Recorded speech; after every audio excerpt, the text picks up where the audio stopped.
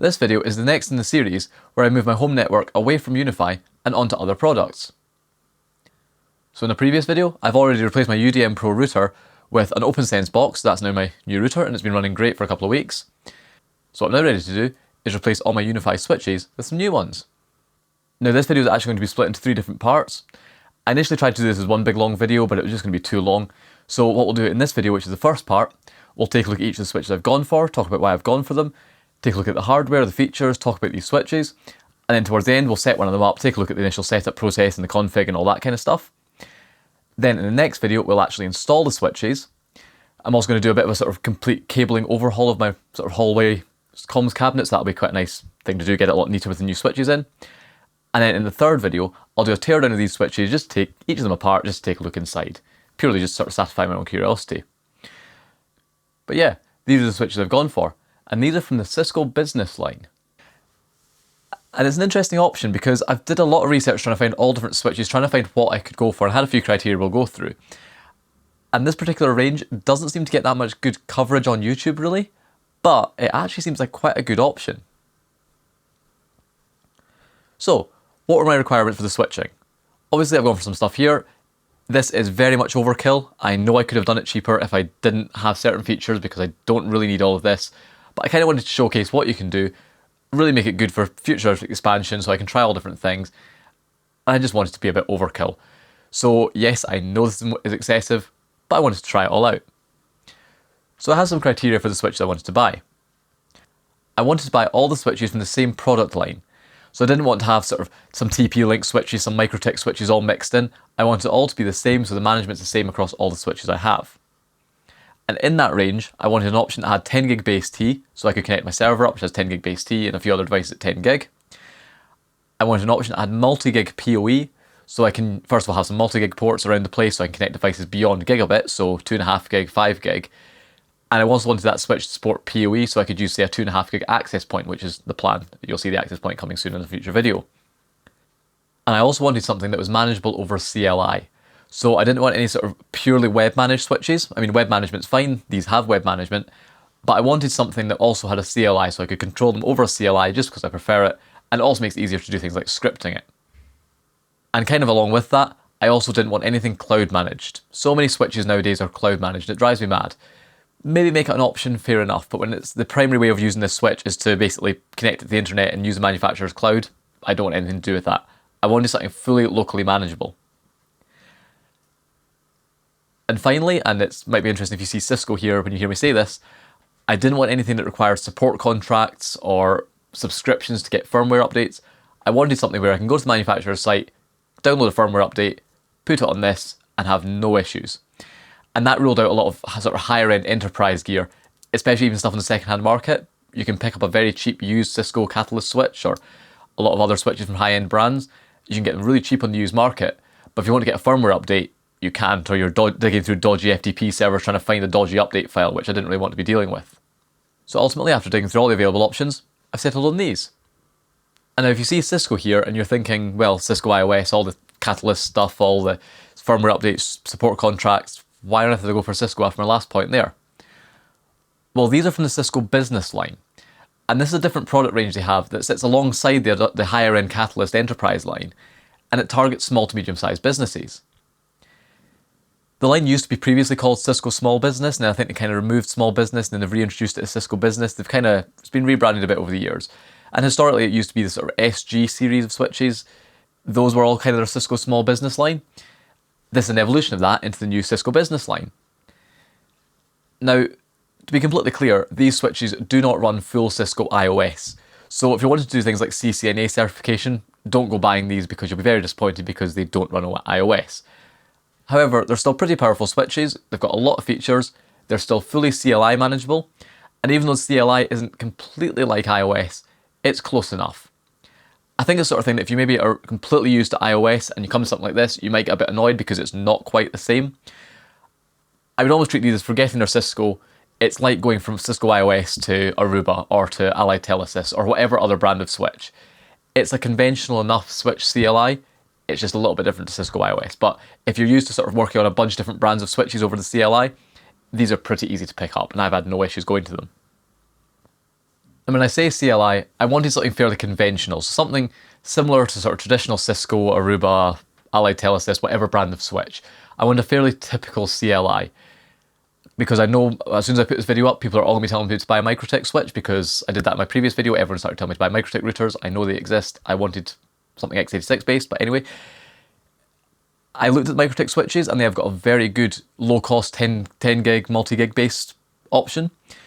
However, the CLI on that, it's not a traditional switch. It's a router OS CLI that's very different, and it's a very MikroTik specific CLI. I could have worked it would have been easy enough to learn, but I wanted something that was more traditional, a traditional switch CLI. Additionally, MikroTik wouldn't have really worked anyway because they don't really have a multi-gig PoE option. They've got a good multi-gig switch, it goes up to 10 gig, and they've got some PoE switches, but nothing that has multi-gig PoE. And even their PoE switches weren't really ideal for me because they're smaller form factor ones that have 10 gig uplinks only run switch OS, so don't have a CLI. And their only one with 10 gig uplinks and a CLI running router OS is a big 24 port one that would be too deep to fit in my rack. So anyway, that wouldn't really work. But yeah, so I wanted a CLI that was a fairly conventional CLI, similar to basically all other brands of CLI managed switches. So yeah, let's take a look at the switches I've gone for. If you look at the Cisco business line of switches, there's 3 different ranges: 220, 250, and 350. Here I've got some switches from 2 of those, I've got some 350 switches and some 250 switches. When I first looked at the ranges, I immediately almost went and bought all 350, because the way they describe them in terms of the title is the 350 is fully managed, the 250 series is smart managed, and the 220 series is like smart light or something like that. They're both, the 220 and 250 are referred to as like smart switches. And based on my previous experience, I've always just assumed smart switches were fully web managed. That's how it works with like HP. If it's a smart switch, it's just web managed. If it's managed, it has a CLI. But actually it turns out that across the entire Cisco business switch line, they all seem to have a CLI. Obviously the unmanaged ones won't, but they all have CLI management. So there is differences between the ranges, but it's not as bad as, you know, these having CLI management and these not. It's a bit more intricate. Now, obviously, if you need to know the difference between these, look at the proper data sheets. It gives full list of all the features they have, so check which range you go for has the features you need. But as a sort of rough summary, the 350 series are the full powerful, fully managed switches, and they're fully layer 3 switches. This means they support 990 static routes. They technically support dynamic routing that Cisco advertise, although it's only RIP, so it's not really that much dynamic routing, but it does support RIP. It also has a bunch of other features such as S-Flow for sort of packet analysis. They also support stacking, so you can stack up to 4 of these switches together. And they also support things like private VLAN, so if you want to isolate traffic between different ports on the same VLAN, that is possible on the 350 series. Other couple things I noticed in the datasheet, these support sort of iSCSI priority stuff. They've also got a 16,000 MAC address table compared to 8,000 on the other series, and they supported 4,000 VLANs compared to about 250-ish VLANs on the other series. So the 350 series is more powerful. However, the 250 series is what they then refer to as a layer 3 light switch. So while it doesn't have any sort of dynamic routing and only supports 32 static routes, you can still do basic layer 3 routing on this. So if you do need layer 3, at a very pinch you could use the 250 series, but the 350 series has more layer 3 capabilities. Finally, the 220 series has no layer 3, it's a purely layer 2 switch. So that's kind of differentiator between them. Now in terms of my use cases, I don't really need any layer 3 capability. However, the 250 series and 220 series don't have any multi-gig or 10 gig base T options. Some of them, including the ones here, do support 10 gig uplinks over SFP, but if you want 10 gig copper ports, you're going to need to go for the 350 series. So that's ultimately what I've done here. Where I needed to get something from the 350 series, I've gone for the 350 series, but for other switches, I've gone for the 250 series because it was a bit cheaper. And I also got some very good deals on some of these, so we'll talk about the pricing, because it wasn't cheap, they are still quite expensive switches, but I was able to get a couple of these very cheap, so we'll kind of talk about that. And then before people start saying, oh, in the real world, no one would use these switches, you'd only ever use a Cisco Catalyst switch, and yeah, they're not Cisco Catalyst switches. I have seen these used in the real world. Not the Cisco business line because it's quite new, but the previous Cisco small business line, I've seen that. Like, for example, I was working in a data room where it was a serviced office buildings, one of those sort of like commercial rent an individual office or hot desking type buildings. The entire thing was running from Cisco Business or Cisco Small Business SG350X switches. They basically had a bunch of 48 port switches, which could be stacked up to 4 switches, same as these. And they basically had groups of 4 switches all stacked together, so basically a bunch of stacks of 4 switches, all connected up in this office building, serving the entire office. So they are used in the real world. And they seem to be working really well, and they've been there for years. So, yep, you probably aren't going to use these. If you're like a massive enterprise, massive bank, you're probably not going to use these. But they do definitely work in the real world. So, yeah, really excited to try these out because they do look like a really good option if you want a powerful switch, but you don't want to deal with support contracts and hard to get updates and all that sorts of nonsense. So, yeah, let's take a look at the models I've gone for. So the first switch we have here is the CBS 350-12XT. And this is a 12 port 10 gig switch. So each of these ports is a 10 gig base T port. It also has 2 SFP Plus ports. These are combo ports, so these are shared with these 2 ports here. So you can either use the copper ports or the SFP Plus ports for these last 2 ports here. So you've got 12 10 gig ports. And this switch will be going in my server rack in my office. Because my server has 10 gig base T ports on board, it also means I can easily uplink it to the switch in the hall cupboard over 10 gig base T copper wiring, because I've got copper wiring running through the walls, not fibre, so I need to have base T on each end, so that'll be good for that. It also means I can connect other devices in my office up. If I get a new laptop docking station that's 10 gig capable, or have a desktop again that's 10 gig capable, I can plug it straight into this. And obviously 100 meg devices and gigabit devices will also work fine with it. And this was also the first switch I bought, and it was kind of an impulse purchase because I got this for a stupid price. Depending on where you look, this switch retails for basically almost always over £1,000. Most places generally have it around about £1,200. However, I randomly, just when I was researching these switches, went on Amazon and saw that they had one of these listed, just one in stock, for £709. So I kind of bought it very quickly with the thought of, I'll buy it, and ultimately if I don't end up doing this project or don't end up buying the other switches, I could sell it for more than I paid for it. But I thought I'd keep it and actually use it. So yeah, this was £709, which is a lot of money, but a ridiculous price for a switch of this spec. They also do a version of this with only 8 ports. However, that was actually still more expensive than I paid for this. They also do lots of different versions. It's worth checking out the full product comparison, but they do ones with a bunch of SFP Plus ports instead of the copper ports, or they do one that's like, I think it's 8 copper ports, 8 SFP Plus ports. It's a huge range, but yeah, this will be the switch I'll be using in my office. The only thing to bear in mind with this particular switch is the fan noise. It has a pair of 40mm fans, and even at the lowest speed, I measured around 45 decibels. So ultimately what I've done is I've replaced the fans, because this sits next to my desk in a cabinet, and the original fans were just far too loud. In particular, they've got a sort of high-pitched-ish sort of noise, a constant tone that is very noticeable. So even if the fan itself isn't that loud, that particular noise is extremely noticeable, and I can't really drown it out.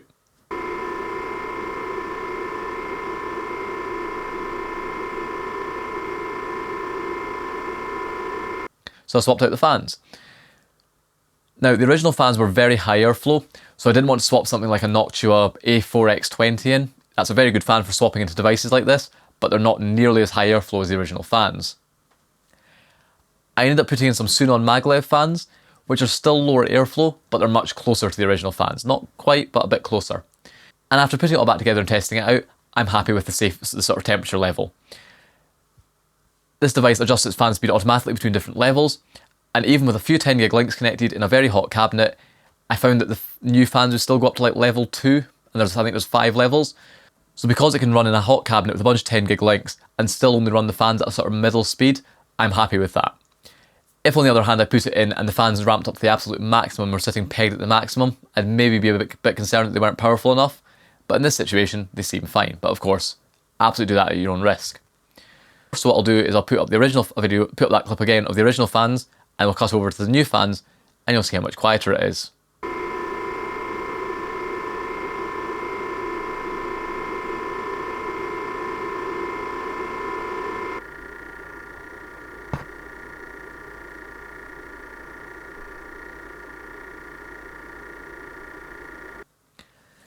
So yeah, with the new fans, it's a bit quieter. I only measured about 5 decibels quieter, so it's not a massive difference, but it is very noticeable. In particular, it's not got that annoying sort of high-pitched sound it had before. that just I couldn't drown out, I really noticed.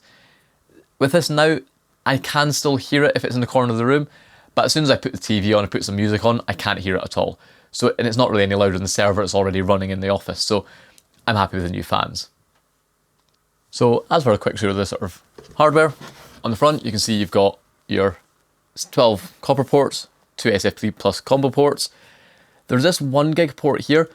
This is like a sort of management port, so if you wanted to connect like to a management network and not waste your 10 gig base T ports, you could use that. It's just a 1 gig port. I've not really used it, but that's what that is.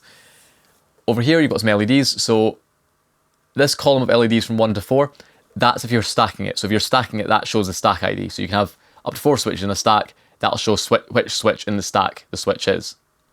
A couple other status LEDs there, reset button, a USB port which is good for things like firmware updates. You can put a firmware update image on a flash drive and stick it in there. They're pretty shallow switches, which is good. It's not that deep at all. And then around the back, we can see we have an IEC power inlet, just single power supply of course, and a console port. So it's really nice to see that these have RJ45 serial console ports, because I've seen that the other switches had it, but these higher end multi-gig switches didn't have it on the front, and I couldn't really find many pictures of the back, so it was really nice to see when it turned up that it does have an RJ45 console port.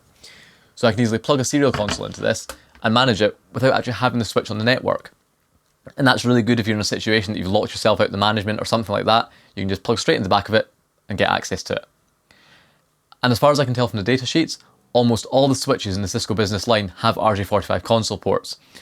There's a couple that don't, in particular the really small 8-port desktop models don't have them, but most of them do. So check if the one you want has it, but it's really nice to see that across most of the switches they have RJ45 console ports. So yep, that's the CBS 35012XT that's going in my rack in my office. Next up we have the most expensive and overkill switch in the setup, which is the CBS 350-12NP-4X. These model numbers actually indicate what port configuration it has. So the previous one is a 12XT, which means 12 10 gig ports. This one is 12NP, which means 12 N-base T ports. The P means that those ports are PoE, and then 4X means 4 10 gig uplinks. So that's what we have here. We have 12 N-base T copper ports that can go up to 5 gig. So these are capable of 100 meg, gigabit, 2.5 gig, 5 gig, and they're also all PoE capable.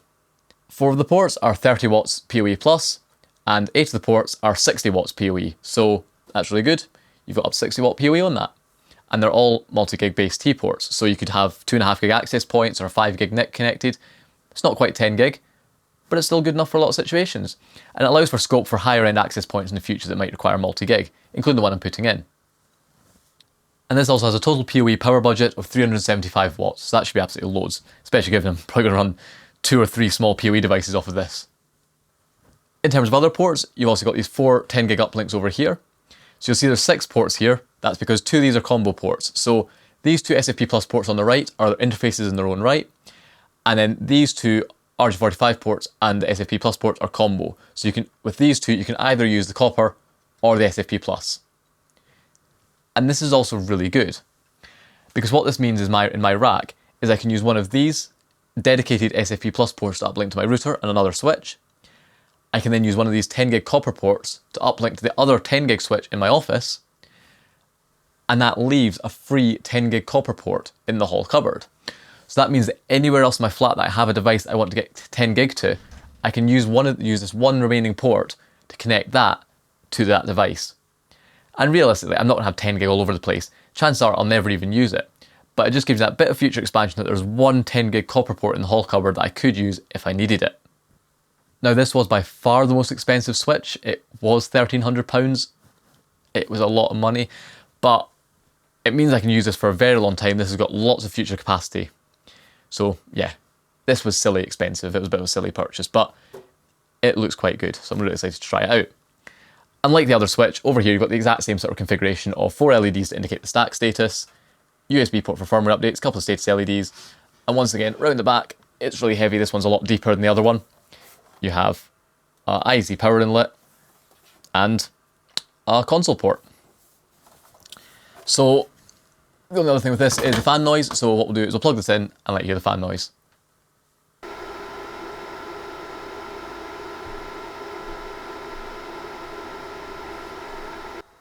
So at about 40 decibels, this is about 5 decibels quieter than the 10 gig switch with its stock configuration, and about the same volume as the 10 gig switch after I replaced the fans. However, what's quite good with this is that the fan noise is very consistent. It's a very nice sort of white noise. There's not a sort of any real frequencies that are particularly prominent there, so the noise is going to be much easier to drown out. So yeah, you probably wouldn't want this in a room that you want to be completely quiet, but if this is in like a cupboard or something like it'll be like mine will be, it'll be completely fine. But just bear in mind this does have fans. Also bear in mind that the fans will adjust to the ambient temperature and the PoE load. So if you're loading this up with a lot of PoE devices, the fans will probably ramp up a fair bit more. And sure enough, at maximum volume, maximum power, the fans are very loud, but hopefully yours won't reach that. So yep, that's the CBS 350 12NP4X, which will be going in my hall cupboard as my sort of core switch. Next up, we have the CBS 250-24T-4X. And this is a sort of additional switch I'll be putting in my hall cupboard. And it's completely superfluous for what I needed, but it was a very good deal. So obviously I have that main switch with the 12 N-base T ports. That would probably be enough. I could probably shoehorn all my stuff onto that switch. However, I'd be starting to get quite tight. I think it would leave basically no free ports. So I wanted an additional switch in the hall cupboard just to take additional devices, things like smart TVs and smart home devices, stuff that doesn't require any real bandwidth. And I was going to just buy a cheap little 8-port or 10-port 1U switch. That would be fine. However, this was another one of those stupid Amazon prices that would have been too hard to pass up. So as the name suggests, this has 24 non-PoE ports that are all gigabit and 4 10 gig uplinks. So these are all 10 gig SFP plus uplinks. And I only paid £220 for this switch, which is a very weird price. Normally, basically everywhere, including on Amazon currently, this switch sells for about 500. They then have the 24T-4G, which is the same switch, but instead of 10 gig uplinks, it just has 1 gig uplinks. That switch costs around about £250. So essentially, I was able to get the switch with 10 gig uplinks for significantly cheaper than the one with gigabit uplinks, which didn't really make much sense. Even more sort of irritatingly for me, I checked the switch again last week and saw that it was listed for £156 on Amazon, which is a ridiculous price for this switch. I almost bought another one and returned this one, but I'd already kind of set it up and updated the firmware, so I didn't really want to go and do that. And since then, it's gone back up to £500 again. But ultimately, this was such a cheap price, it wasn't that much more expensive than just getting a 1U 8-port switch. So it just made sense to go for the full 24-port switch, 10 gig uplinks, and ultimately, I'll probably barely use the capacity of this, but it means if I wanted to ever repurpose it in the future or something, I've got a very good switch there that I got for a good price. I think the other lesson for this as well is if you're buying any Cisco CBS switches, before you go to any vendor that you normally go to, check Amazon. Because it seems like you just get the occasional switch here and there that is just a ridiculously, bizarrely good price just for a few days and then it goes back up again. And that's what I had with this one and the 10 gig one. But yeah, other than that, it's fairly basic. It's a fanless switch, but as you can see, it's a slightly different design. Now, you may be looking at this thinking, okay, this is the design of the CBS 250 range and the 350 range looks like the other switches. But that's not quite the case. Sure enough, all the 250 series switches look like this. However, the 350 series either look like this or like this, depending on which model you go for. So this particular sort of design here, it reminds me of things like the Cisco Catalyst 1000 series, where you've got a sort of mesh top, you've got an embossed Cisco logo on it there, and interestingly / annoyingly, you've got sort of traditional Cisco style rack ears where they're offset back from the front of the switch. So if you look around the side there, the rack ears sit back from the front of the switch. This is quite common in a lot of Cisco Catalyst switches, but it's fairly unconventional on other brands. But that's how the rack ears have kind of worked on all those Cisco switches for years. And it seems that on the 250 series and 350 series, if the switch has a similar port configuration to an available Catalyst 1000 model, so just all copper ports or something like that, they use this style of case. On the other hand, within the 350 range, if you're buying a switch that has a more unconventional port layout, so like the multi-gig ones, the N-base T ones, all those kind of ones, they have this style of case where you can see rather than the front panel being a sort of separate piece, the front panel wraps around the top, the Cisco logo is printed on rather than embossed, you don't have the mesh, and you have the rack ears sitting completely flush with the front. So it's a little bit annoying this, I could kind of forgive it if it was the 250 series looked like this, the 350 series looked like this, fair enough. But actually, if you could buy if you bought a 350 24T4X from the 350 range, it would look exactly like this. And this is another switch from the 350 range. So it just is a bit of a gripe, because it means if I were to rack mount these, one switch is going to stick out further than the other one, which is really silly. I can deal with it, but it's just something to be very mindful of. Now, Cisco have mentioned that they're planning on releasing flush mount ears, so you can buy replacement ears for the switches like this that'll allow it to flush mount at the front, but I haven't seen any sort of availability of that, so I don't know when that'll come. It's fine, I'll deal with it and I'll kind of arrange it in the cabinet so it doesn't look too silly, but it is something quite important to bear in mind. And that's because if you've got a switch like this that sticks out from the front, and you then use it with another conventional switch that mounts flush with the front of the rack, you can get into issues with shallow depth racks. So if we take a look at the two switches that I've got that I'll be putting together in the hall covered rack, we have this one here and we have this one here. And this is quite a deep switch. Now, if these both sat flush with each other at the front, what that means is I can move the front rails in the rack all the way back so that the back of the switch is sitting close to the back of the rack and have as much room at the front as I want for cable management. However, because this switch is offset, the longer switch actually has to sit further back. However, I also have to bear in mind that this switch that's sticking out from the front needs to have enough room in front of it between the front of the switch and the door to get all the cables in.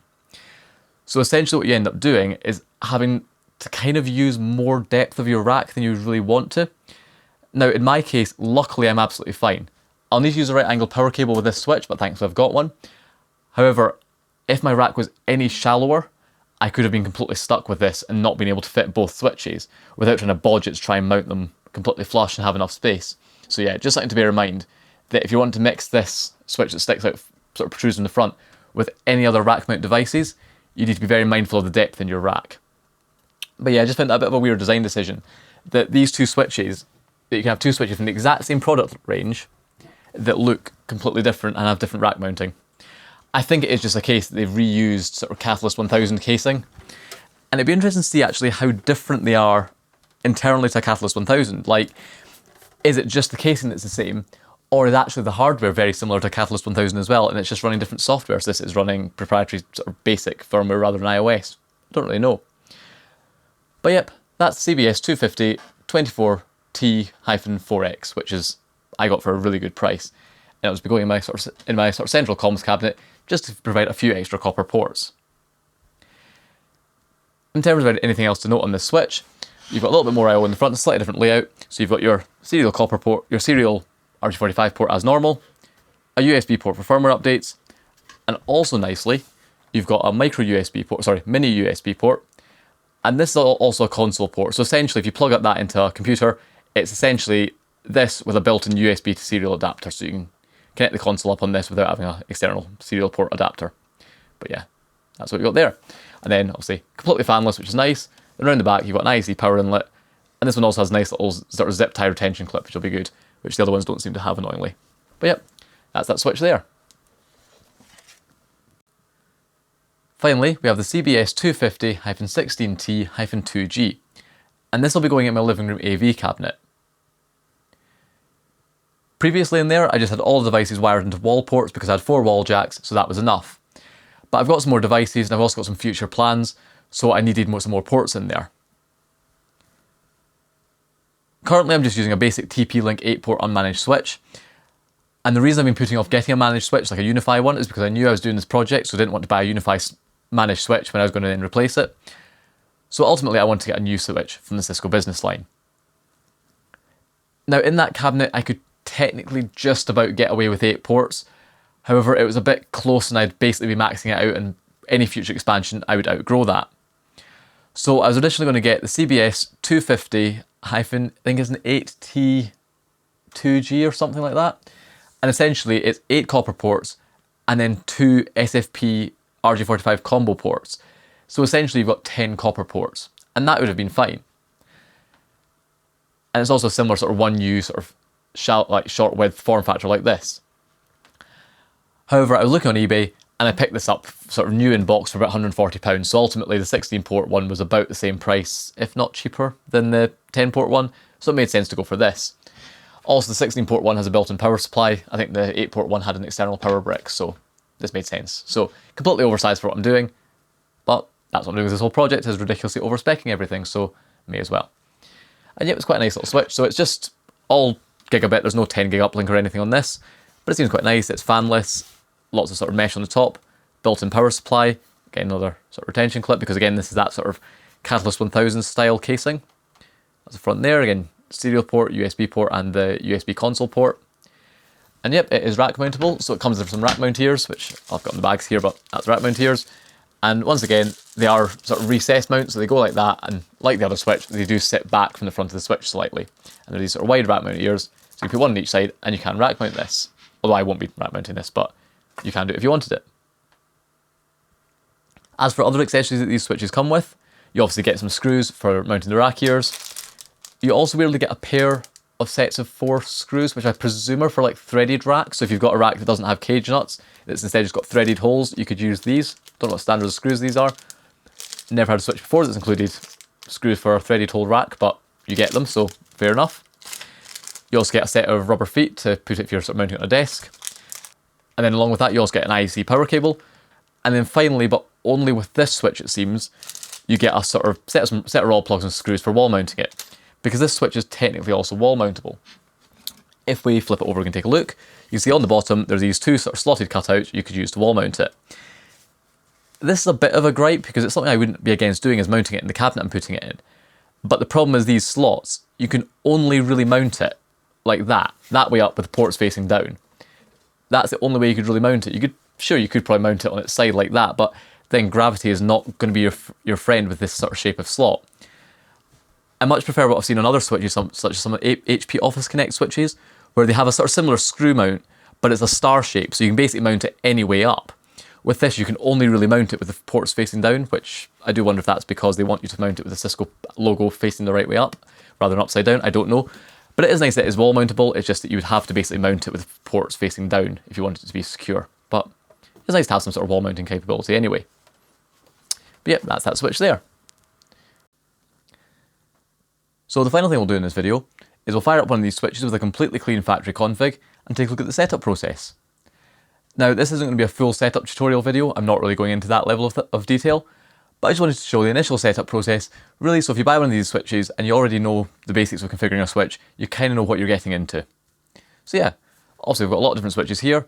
The one I'm going to configure is the CBS 350 12NP4X, really just because it's obviously a multi-gig switch, so it has 2.5 gig and 5 gig ports, and this laptop has a 2.5 gig NIC, so we can try and connect that and see if it connects at multi-gig speeds. That's the only reason I'm picking this one. Realistically, all the switches are basically the same to configure.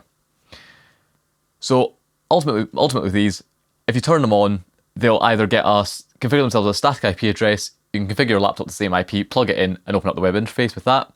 Or if you plug it into a network that's got a DHCP server, it'll get an IP over DHCP and you can just connect to the web interface on that IP and configure it. However, you can also configure these with a serial console without ever touching that web interface. So if you don't want to deal with web management at all, you can literally configure these and never touch that. But we'll take a look at the web management first of all, just because that's how most people will do the initial setup of this, even if they later enable the CLI. But what we'll do is we'll plug a serial console in anyway, just to watch the boot process, because if you turn it on, it'll just blink a light and just sit for ages while it boots. If you plug in the serial console, you can kind of watch it boot and see what it's doing. So we've just got a serial cable here, so it's just a standard RJ45 serial cable. I'm just using a RJ45 to DB9 serial adapter into USB, and then plug this into the switch. So on this switch, the serial port's in the back, so we'll plug into that there. Obviously the 250 series, or the other form factor of 350 series, is on the front, so it's this switch here, plug it into there, and let's turn the switch on.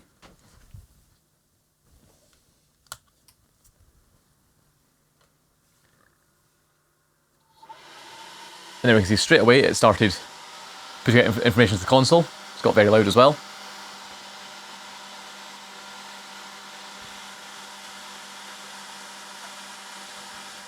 So it's kind of interesting here to see it's actually talking about PCIe. You'll probably get a lot of information about the sort of hardware in the switch just through the boot process, just seeing what it's doing, because it gives a quite a detailed output.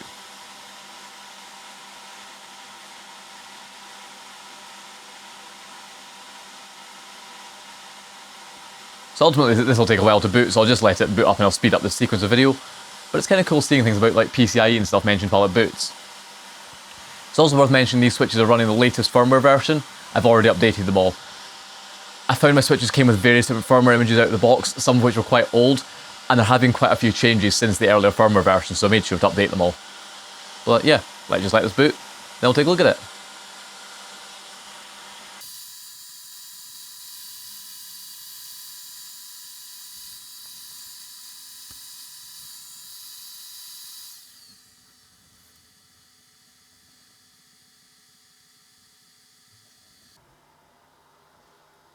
So there we go, that's now booted on the console.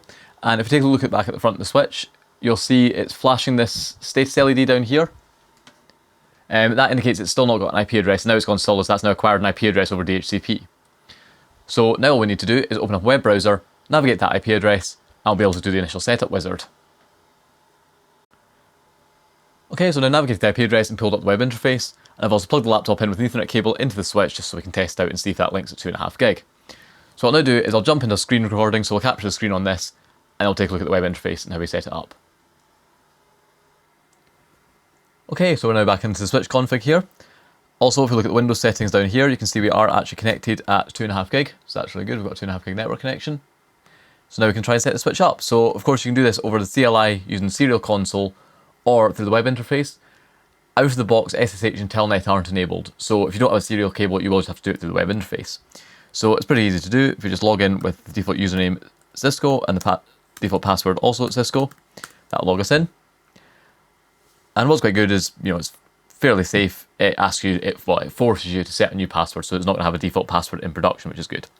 So we just set this up here, so just admin and then just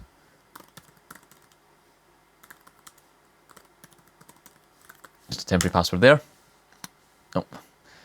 That's not going to work. I'll just need to do a more secure password. It's good to have some level of safe defaults.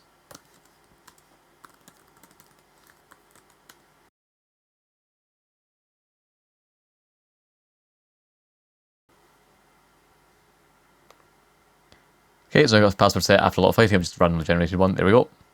So now the password has been reset and we can now log in again. So we can now log in with new password that I've just set.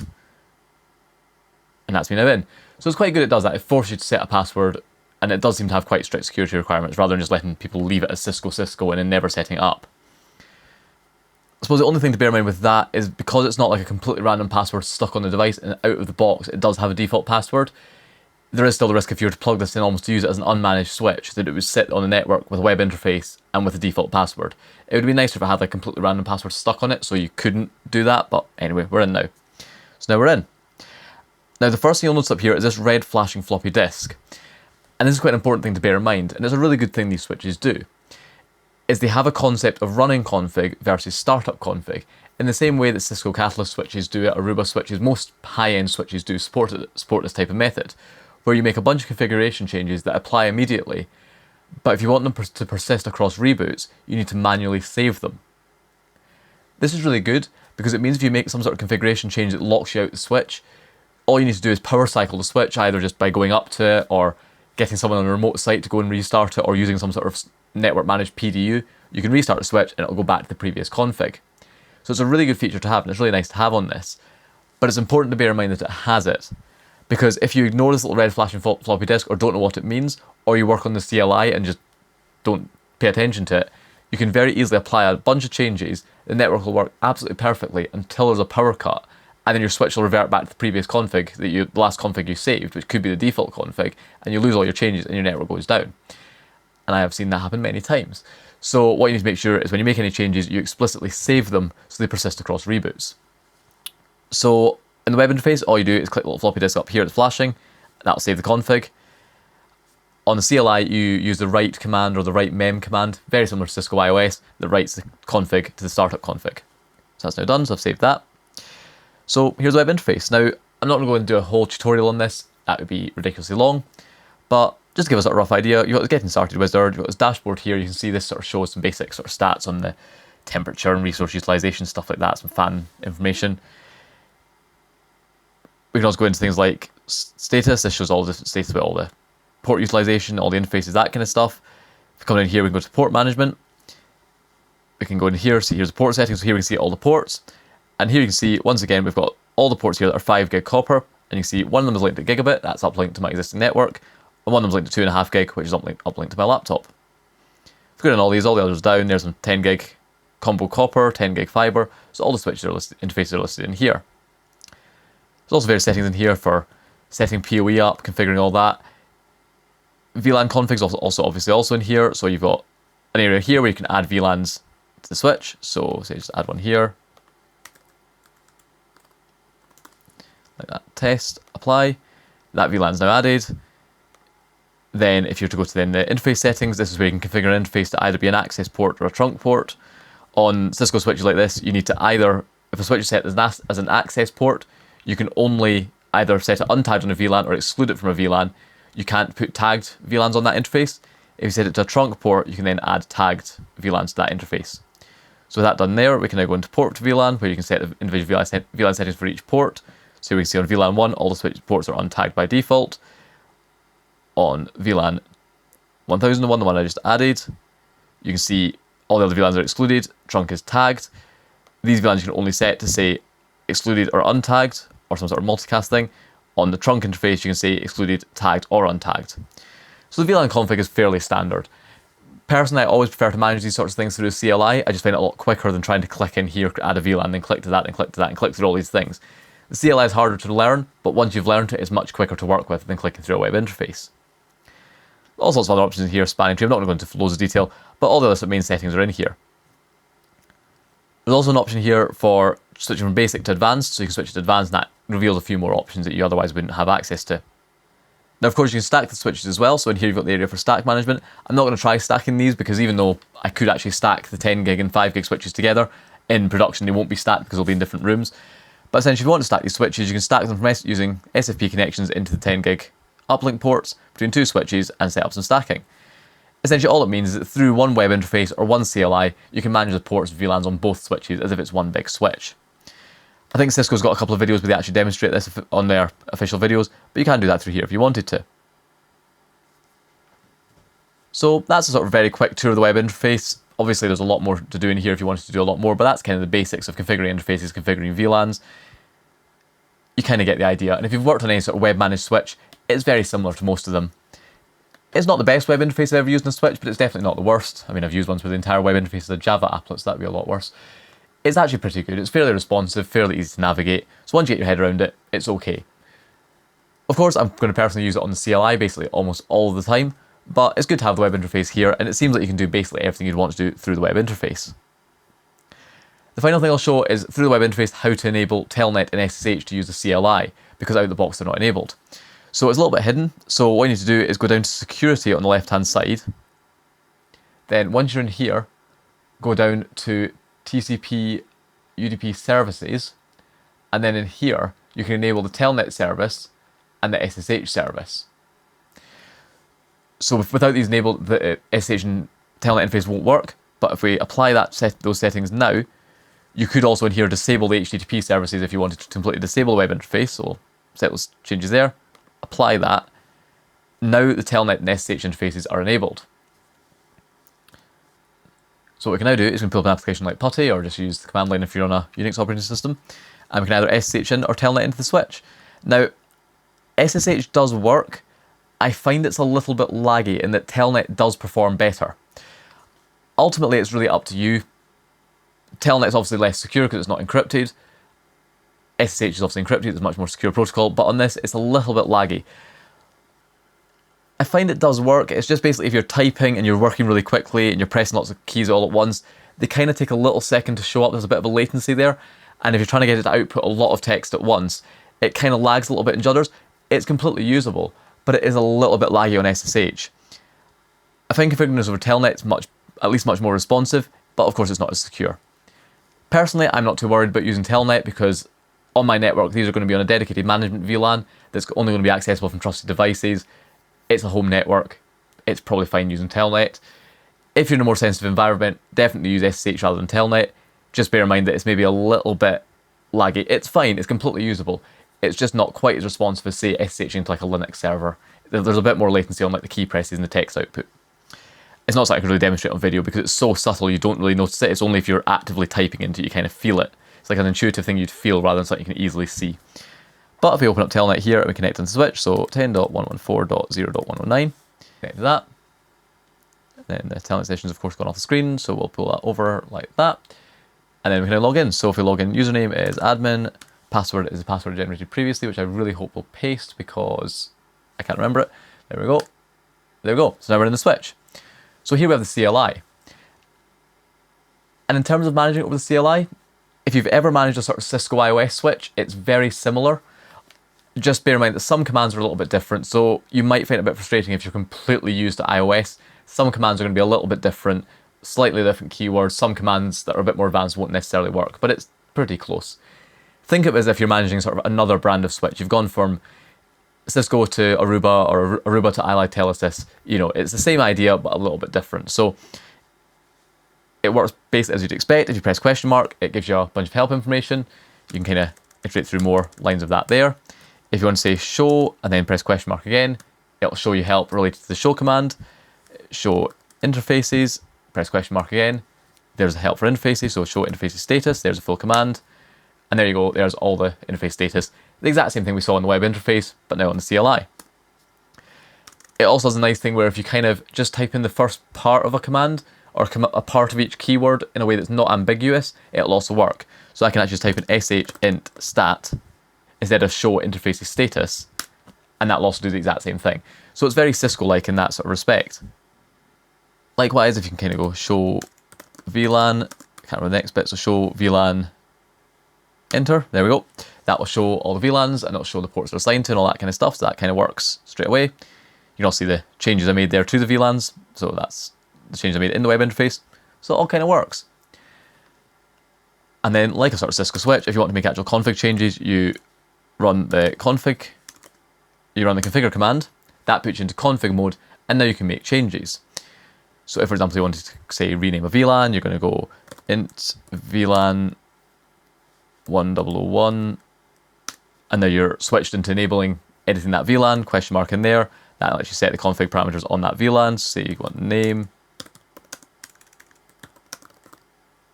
to enter there. That's now renamed that VLAN. So if we exit out of that, do show VLAN. There you go. That VLAN's now been renamed to test2, which that change I just did there. So it's a very standard sort of CLI you'd expect on these switches. The other really good thing with this is there's quite good reference guides. If you just Google CBS 250 or CBS 350 CLI reference, there's one page on the Cisco website that's like a web page with different pages for each command. But there's also a PDF document, and if you open that PDF, it's really easy just to sort of Control F in that PDF, search for what command you're looking for, and you'll find all the reference for it. The documentation is actually really good. So yeah, that's a quick look at the CLI. The final feature I really wanted to show here was just something I found kind of neat, and that is that it supports built-in TDR cable testing. So this lets you measure the length of a connected cable from the switch by just running a command. Now I've got a separate cable tester I made a video on previously that you can do that with, and it's really useful. But it's really nice having that built into a switch. So if you're wanting to, say, connect something up or connect a big long patch lead off of a port and you're not quite sure how long the cable in the structured cabling in the building is, you can do a test on it. This is also going to be particularly useful on, say, a 10 gig switch, where my flat's wired in Cat 6, not Cat 6A.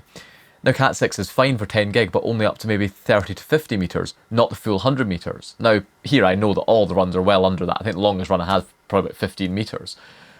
But it's good in say certain situations where you're not sure how long a run is and you're not sure if it's really going to be short enough to do 10 gig over Cat 5e or something like that. You can easily run a TDR test from within the switch to measure that cable without having to try and rip ceilings down or estimate it by measuring rooms. It's really good. So it's pretty easy to do. So ultimately you just need to run a test, and then there's only one test, which is cable diagnostics. In here it's a TDR test, and then you type in interface, and then you need to specify the interface. The syntax for sort of specifying interfaces on these switches is a little bit fiddly.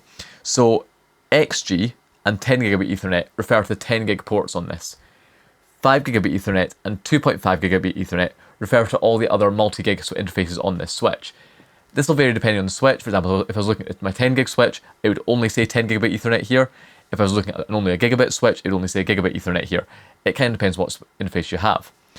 So the cable I want to test is connected to port 12 on the 5 gigabit ports. So I'm going to type in 5 gigabit Ethernet, although I think 2.5 gig works exactly the same here. And then it gives this very weird syntax when you press question mark. So what you need to do is, first of all, put the device number. This is because it's stackable. So if you had a stack of switches, you would need to specify which member of the stack it is. Now, because I've only got one, I put 1 here. If it was a stack, I would need to put the stack ID of that switch. Then you type /, and then you have to type 0 for the slot. So it has 0 for slot. I think this is because the firmware is maybe also designed to work for like a modular switch where you'd have different slots with line cards in it. So the whole switch is just slot 0 because it's just one switch. So we put that there. Then we're going to type a question mark, a / again, sorry. And now finally we can type in the port number. So 12. This, obviously I'm doing this syntax here for doing a TDR test. It's the same sort of syntax on the CLI if you're configuring the interfaces. And it took me quite a while to figure this out because I was typing it and I was like, what am I doing here? 5 gigabit Ethernet /1 /0, or I'm putting in, do I put 0 here? Do I only put 1? It was getting really confusing. So I've now figured it out. It's easy enough to do. But yeah, this is the syntax I need to use to refer to an interface for the TDR test. But it's the exact same syntax you'd also need to use if you're, say, setting up just configuring an interface or something like that. But yep, now that's done there. If we press enter, it'll measure that cable. Takes a little second. As you can see, it says cable is open at 14 meters. And that's probably about right. And cable is open basically means the cable isn't connected to anything. If on the other hand I did this on an interface that has a link on it, and I run it on that, it'll sort of take a little while again, and it'll say the cable is good, but it won't give you a length. I think because it can't really do a TDR test if the cable is actually connected to something at the other end. But it does at least still give you an idea that the cable is good, whatever that means. But yeah, if you want to actually measure the cable, it needs to be disconnected at the other end. And also bear in mind that when you do it with a cable that's got a link on it, it actually takes the link down and then brings the link back up again, which is why it's now showing this additional stuff here. But yep, it's really neat that you can do a TDR test. And what you can also do is you can... Oh, I've started another test, whoops. You can also show cable diagnostics TDR, and it'll show the historical results. So you can see there, it shows the previous results of open cable, length 14, and when it was tested.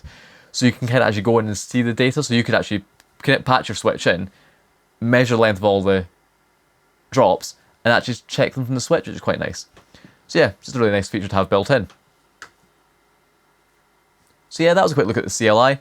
Again, I'm not going to really go into much more detail than this because there's a good reference guide, there's lots of good tutorials on learning how to use these switches, but the CLI is pretty Cisco-like, a little bit different from traditional Cisco iOS switches, but close enough that it's easy enough to pick up. So yeah, that's the CLI. Now I suppose the final thing we'll take a look at is what if you wanted to set one of these switches up purely from the CLI and you never wanted to even slightly touch the web interface. So what I'll do is I'll factory reset the switch, or actually I'll just try a different switch actually. We'll boot it up and we'll see what we can do. Okay, so finally let's try and set one of these switches up without ever going near the web interface. I don't know why, just if you're that fussy you really didn't want to use the web interface, that's how you do it. Or maybe if you wanted to say like script the deployment of a bunch of these switches, you could potentially have some sort of script that talks over serial and you just plug it into the switch and set it all up. Because the good thing with this CLI on this is you can easily export the config and easily re-import it over the CLI onto multiple switches. So you can very easily transfer config between switches. So all I've done is connect the serial console cable into the switch here, just using the switch on top for a change. Then if you turn the switch on, it should boot up like the other one did. There we go, that's the booting, so we'll just let that boot up.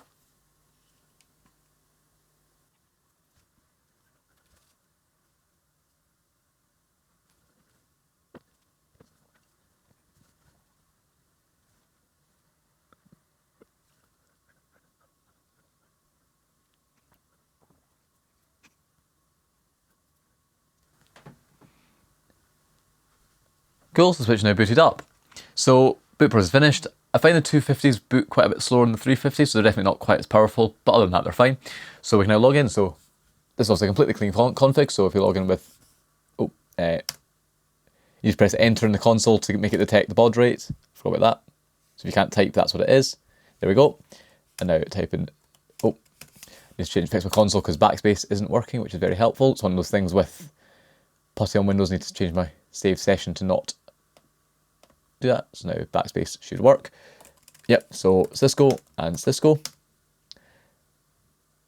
So we log in again with the default credentials. and it'll now force you to change the password. So even through the CLI, it'll force you to change password, which is quite good, and set a new username. So let's do that. So again, username is admin, password, I'll just paste the one I had from before. There we go, and we're now in. So now the switch has a new password, so that's now going to work. And of course we're in the CLI, it's put out a bunch of stuff here. I find once it's first started up, it outputs a lot of junk to the serial console, and after a while it kind of calms down, just because it's setting itself up and it's going to keep doing this, it's a bit annoying. So now on the CLI, so realistically here, you can just use it like normal. So you can basically configure it completely over the CLI, over the serial console from the start.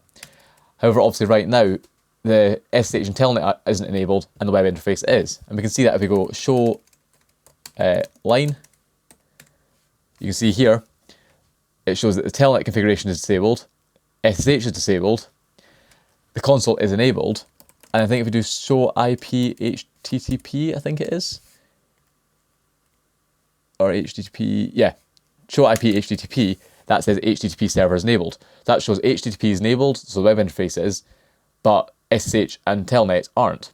So let's change that. We can do it completely from the CLI. So all we do is we go enter configure mode again, and then it's just a case of going to IP, and then we can pick each server in here. So IP Telnet enable, or Telnet server enable, or just Telnet. Yeah, IP Telnet server, IP SSH server. That's enabled both of those. And then no HTTP, or no IP HTTP server. And then no IP HTTP secure server disables HTTPS as well. Now that's done, if we exit that, we can go show IP HTTP, which is disabled, show line, and that shows that Telnet and SSH are enabled. So now all we would need to do is run the write command to save the config. That will allow me to overwrite that. That's config now saved. And now we can get SSH and Telnet into the switch. So if I just do show IP interface VLAN 1, that'll show the IP, which is that there. So we can copy that IP address from that, open up a new PuTTY session. This time we'll SSH for a change, we'll do an SSH to that, open, and that's now PuTTY come up with this login window. So first of all, ask for a username. This doesn't matter, this is the SSH username, it doesn't use that, so you can just put anything in there. Now it'll prompt for the actual username to log into the device, so I'm going to put in admin, then we'll just paste in the password that I generated previously, press enter, and now we're in over SSH. So with that, I've been able to set the switch up from the serial console, enable Telnet, enable SSH, disable the web interface, and I've never needed to log into the web interface. So now it works. So just show int stat, there we go, and there's all the interfaces. So it works. So yeah, that's the switch working over SSH. So if you don't want a web managed switch and you don't want to even touch the web interface, you can easily set it up like this. And then as I mentioned, sort of alluded to earlier, it's very easy to export the config from this. So all you need to do is run something like show run, I think it is. And that shows the running config on the switch. That's it there. And you can keep expanding that. And that's basically the entire config of the switch outputted as text. So you can very easily copy all these configuration commands, paste them into a different switch, and configure that switch to match this one exactly, or copy it out into a text editor, alter the config however you sort of need to, and then paste that into different switches. So it makes it very easy to deploy multiple of these switches by exporting a config from one of them. So yeah, that's worked. So there you go. That was a look at all the new switches I'll be installing on my home network. And I'm really excited to try all these out. Just playing about with them, they seem super powerful, and definitely give me a bit more flexibility than Unify, so I can try a lot more new things. So that's going to be the end of this video. So what I now need to do is go away and set all these switches up, configure them all, get them all ready, and then I can start the epic process of removing the old switches, installing new ones, and also re-cable managing the entire network at the sort of same time. So I won't be doing that in this video, obviously. This one's dragged on way far too long already. So what we'll do is we'll wrap this video up now, and then the next video, probably come out next week, we'll install all these switches, re-cable manage the network, and take a look at them working. So yeah, all that's left to say is thank you very much for watching, and if you're interested in buying these switches, I've put links in the video description.